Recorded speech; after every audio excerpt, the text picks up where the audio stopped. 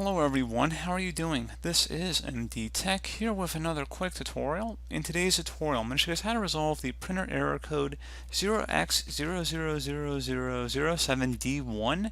The operation could not be completed and the specified driver is invalid. So this should hopefully be a pretty straightforward process here, guys, and without further ado, let's go ahead and jump straight into it. First thing I'd recommend doing, just try and run a Windows update if you haven't done one in a while. So just go in the start menu and then search for Windows Update, and then check for updates, see if there is anything available, and then obviously install them, restart your computer, and see if that has resolved the problem. If that has not worked, something else we can try here would be to go ahead and open up the Start menu, type in regedit, so regedit. Best result should come back a registry editor. You want to go ahead and right click on this and select Run as Administrator. If you receive a user account control prompt, go ahead and select Yes.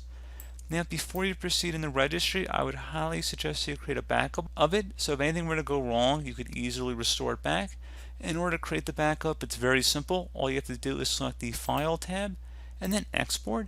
File name, I'd recommend naming it the date in which you are making the backup. Keep export range at all and then save it to a convenient and easily accessible location on your computer. And if you ever need to import it back in, you just would select File and then Import, and then navigate to the file location. So again, very straightforward on how to do that.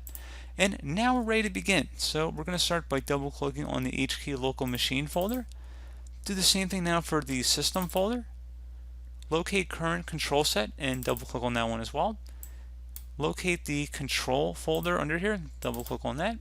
Should be a print folder, just scroll down a little bit and right here, double click on it. And then finally there should be a post SP upgrade folder. Just go ahead and right click on that and select delete.